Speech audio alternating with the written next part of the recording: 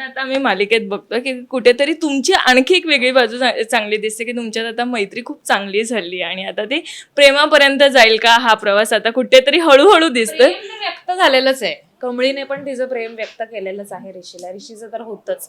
तर आता असं आहे की आता प्रत्येक गोष्टी तिच्या आयुष्यात बऱ्याच गोष्टी अचानक सुरू झालेल्या आहेत. म्हणजे शिक्षण हे होतंच, पण आता त्याच्या व्यतिरिक्तच खूप गोष्टी, तिची नाती, तिच्या आईला गोळी मारल्यापासून सगळ्या गोष्टी, त्याचा उलगडा ती करण्याच्या प्रयत्नात आहे. तिचे बाबा कोण आहेत हे शोधते आणि या सगळ्यात पूर्ण सपोर्ट ऋषीचा आहे. आणि ते दोघं आता एकमेकांवर प्रेम करतात हे त्यांनी जाहीर केलेलं आहे एकमेकांसमोर. आणि त्या मैत्रीतून सुरू झालेलं त्यांचं हे प्रेम आता हळूहळू पुढे सरकतंय सिरियलमध्ये. आणि तितकाच पाठीशी गंभीरपणे उभा आहे ऋषी कमळीच्या. पण ऋषी, मला हे जाणून घ्यायचं की आत्तापर्यंतचा प्रवास एकत्र होता, पण जेव्हा आता हे सत्य उलगडतंय किंवा आता किती मदत करायची ठरवली, कारण की एकीकडे बघतोय की सरोजला मुलगी तीच आठवत नाहीये, यातही आता काहीतरी ऋषी करायचं मागे लागलंय असं.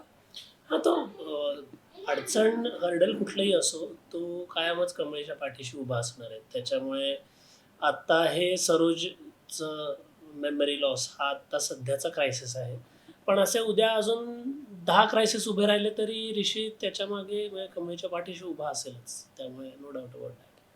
पण आता मी असं बघितलंय की सरोजला तो तुझं नावही सांगत नाहीये, तो तुझं नाव निंगी असं सांगते. सो काय सुरू आहे आता हे, आणि कशा पद्धतीने तू आता विचार करते की आता नाही, हे आईला अशी एक नवीन ओळख मिळवून दिली पाहिजे? नाही, त्याचा प्रश्न नाही. आता डॉक्टरांनी सांगितलं की आत्ता तिची परिस्थिती खूपच अशी गंभीर आहे आणि तिला कुठल्याच प्रकारचा ताण द्यायचा नाही आहे डोक्याला, जेणेकरून अजून प्रॉब्लेम वाढेल किंवा अजून तो आजार वाढेल.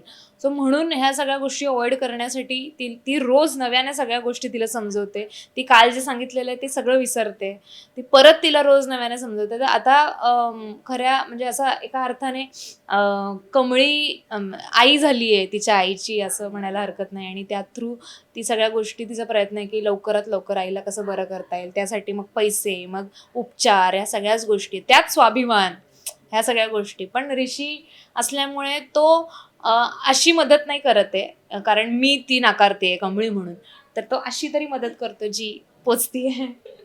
पण आता काय सांगणार, तिने गुरुपौर्णिमेला आम्ही बघितलं की तिने गुरुपौर्णिमा ती तिच्या पद्धतीने साजरी केली होती. सो आता फ्रेंडशिप डे पण येणार आहे, सो त्याचाही काही ट्रॅक पाहायला मिळणार आहे का? आणि फ्रेंडशिप डे निमित्त ऋषी कमळीला काय गिफ्ट देऊ शकतो असं वाटतं? ते खरं तर तुम्हीच सांगा कमेंट सेक्शन मध्ये की तुम्हाला काय वाटतं, ऋषी काय प्रकारचं किंवा कुठलं गिफ्ट देईल कमळीला? पुस्तक का असं तिला मला पुस्तक वाटतं. पाहिजे? म्हणजे कमळीला म्हणजे तू कमळीच ना. हो, कमळीला पुस्तकच आवडतात ना, त्यामुळे अशाच धर्तीचं हा, काहीतरी गिफ्ट असेल. आणि निखिल विजयाला काय गिफ्ट देऊ शकतो?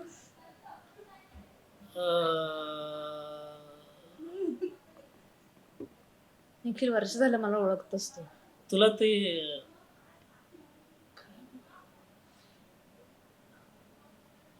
काय चिप्स वगैरे, फॅन्सी चिप्स, फॅन्सी चिप्स तिला खूप आवडतं ते. ते खात असते. म्हणजे लंच ब्रेकला तिच्याकडे सतत काहीतरी चिप्सची पाकिट असतात, पण ती हेल्दी वाली असतात, म्हणजे काहीतरी सोबत लागतं म्हणून असतात सोबत. अच्छा, आणि विजया निखिलला काय गिफ्ट देऊ शकतो? निखिलला असे कूल ॲक्सेसरीज देऊ शकते, कारण त्याला कूल असे ॲक्सेसरीज आवडतात, एक्सेसराईज करायला आवडतं. सो इथे आल्यावरती ते कपडे काढून कॉस्ट्युमच घालतो ना तो, त्याला एक्सप्लोर करायला मिळत नाही. पण हे बरोबर ओळखतं नाही? हा म्हणजे मराठी मनोरंजन सृष्टीमधील मालिका, चित्रपट, नाटक तसेच कलाकारांबद्दलच्या नवीन अपडेट्स जाणून घेण्यासाठी नक्की सबस्क्राईब करा इट्स मज्जा मराठी या आपल्या नवीन यूट्यूब चॅनलला.